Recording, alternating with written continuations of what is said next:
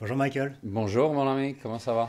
Alors, c'est notre rendez-vous habituel après les Coupes du Monde. C'est sympa, Ouais. un peu de café et un peu de cha-cha, c'est Ouais. bien. Donc là, nous sommes à Gothenburg pour la dernière manche des Coupes du Monde avant les championnats du monde qui auront lieu le 5 septembre à Stockholm, hein, c'est bien ça? Ouais, c'est ça, et on a eu une bonne journée hier de beaucoup de travail. Oui, oui, tu peux nous expliquer ça parce que je crois que on avait fait une reconnaissance le vendredi et le samedi matin, tu t'es aperçu qu'il y avait énormément de vent. Oui, on savait que, premièrement, quand on a fait le reco, il y avait déjà un peu de houle, comme tu as vu. Et pendant la nuit, il y avait énormément de vent.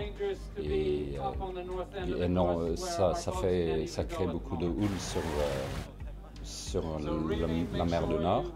Et tout est vraiment compressé ici sur les îles. Et sur quelques parties où on était, impossible de sortir avec les bateaux même. Alors on avait le départ de World Series à 10h10 et à 7h30 du matin, on a décidé de changer le parcours et de tout changer.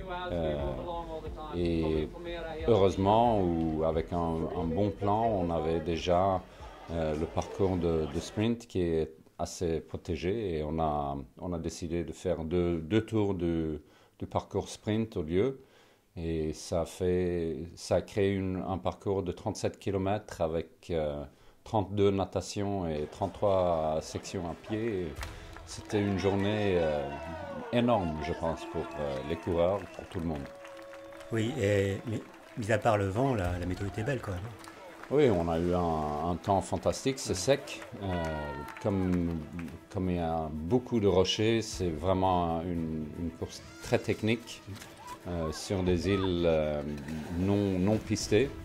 Euh, c'est bien si c'est sec, parce que s'il y a beaucoup de pluie, c'est trop glissant et ça va encore moins vite. Mais on a eu une belle journée avec beaucoup de vent et c'était sec, quoi.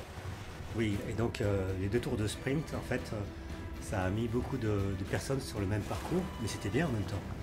Ouais, c'était génial parce que on avait calculé que le premier tour du sprint, de World Series, ça allait finir juste après qu'on a fait le départ de sprint et de l'expérience. Alors tout d'un coup, on avait dans la première note, on avait presque 600 personnes qui arrivaient bien étalées, c'est sûr, mais il y avait sur le parcours, à un moment, il y avait 600 et quelques personnes et c'était cool à voir. C'était vraiment comme des poissons qui bouillaient dans l'eau.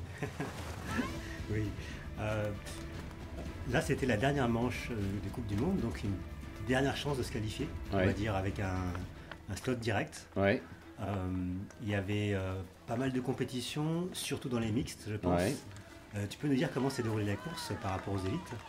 Ouais, alors c'est Max et Hugo, ils partent comme des fusées au début et c'est parce que dans le premier virage, après 50-60 mètres, il y avait presque 4 personnes à l'avant qui sont... ils, ils ont presque tombé. Ah mince. Et Hugo et Max, ils ont dit, OK, on va pas être mêlés là-dedans. Alors ils sont vraiment partis comme des fusées directes pour essayer d'avoir un écart. Et après, derrière eux, il y avait deux ou trois solos hommes. Il y avait les trois équipes mixtes, Mathieu et Jenny, Adriel et Amanda, et Désiré et Alex. Ils étaient vraiment ensemble et il y avait deux équipes masculines aussi, ou trois qui suivaient, qui poussaient vraiment fort. Et après le premier tour, après 17 km, il y avait Hugo et Max qui étaient à 9 minutes avant les trois équipes mixtes qui étaient ensemble. Ils étaient vraiment ensemble. Il y avait trois équipes mixtes en 4 secondes, quoi. Et après, il y a Désiré et Alex qui ont mis un peu de force et comme ils nagent vraiment, vraiment très, très bien. Et même si on avait un parcours assez protégé hier, il y a quand même des endroits où c'était vraiment du rock'n'roll énorme. Euh, Et j'ai recompté de courses de quelques-uns qui ne savaient même pas où ils étaient parce qu'il y avait tellement de houle. Euh, et, euh, et donc, il y a Désiré et Alex, ils ont pu partir et ils ont mis 2 minutes ou quelque chose, 4 minutes sur Amanda et Adriel. Et après, il y a Eugénie et Mathieu qui se... Alors, tous les trois équipes mixtes, ils étaient à 9 minutes du premier au troisième. Alors, on va voir au championnat du monde là parce que ça va être très intéressant parce qu'il y a Alexis et Sabrina qui vont se mettre là-dedans aussi.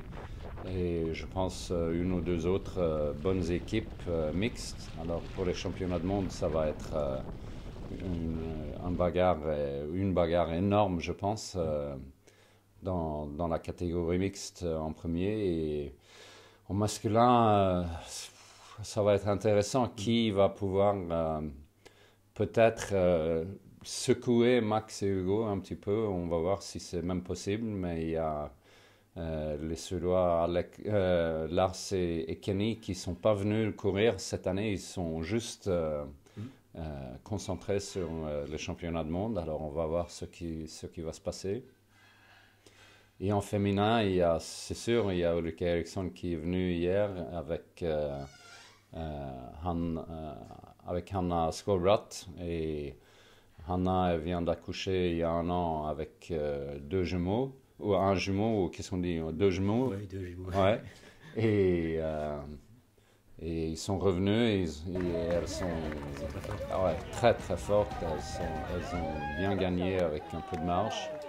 Alors on va voir en féminin qui peuvent les secouer aussi. On ne sait pas comment ça va se passer avec Christine et Helena Sivertsson. On verra ce qui va se passer. Elles seront bien fatiguées, je pense. Ouais, je pense aussi. Ouais. Ici, on est à Gothenburg, dans l'archipel. C'est un petit peu similaire à Stockholm. C'est vraiment des petites îles. Ouais. Et par contre, les rochers, c'est pas les mêmes. Non, c'est vraiment très différent parce qu'à Stockholm, l'archipel elle est très large. Et ici, l'archipel elle est très étroite et assez près de la côte. Ça veut dire qu'il y a beaucoup de villages. Ici, tu prends le bateau de Göteborg, ça prend 15 minutes. Tu es là, tu es plein nature en 15 minutes, mais tu es en centre-ville presque. Il y a des gens qui habitent ici, ils travaillent en ville. Et les rochers, c'est du granit et il est vraiment très dur. Et c'est pour ça le rocher ici, le granit de Bohuslän, c'est toute la côte ici. Il y a beaucoup de grimpeurs qui viennent de tout le monde pour venir grimper ici parce qu'il y a un rocher exceptionnel. Et un peu plus au nord, elle est rose. Oh, ouais. D'accord. Donc la prochaine fois qu'on fera un petit débrief, j'espère que ça sera pour le championnat du monde. On verra bien comment tout ce bon monde va s'affronter et donner du beau spectacle. Quel conseil donneriez-vous aux gens qui sont qualifiés pour la dernière ligne droite? Là, on a 4 semaines qui attendent. Je pense qu'il faut... maintenant, il faut calmer le grand travail. Il y a peut-être une semaine... au milieu de cette semaine, je pense qu'il faut arrêter le gros travail et d'essayer de travailler les transitions, de travailler toutes les trucs techniques, pas mettre beaucoup de volume, de bien penser le matériel qu'il faut prendre, de ne pas aller avec des plaquettes trop grandes, de vraiment penser et comment s'alimenter, comment se tenir chaud et vraiment se mettre dans la tête de la course, de regarder des vidéos, de comprendre comment et quand et où dans la course et où il faut vraiment être bien dans la tête parce que c'est très complexe comme parcours. Très. Oui. Bref, il faut quand même un peu d'expérience pour bien réussir.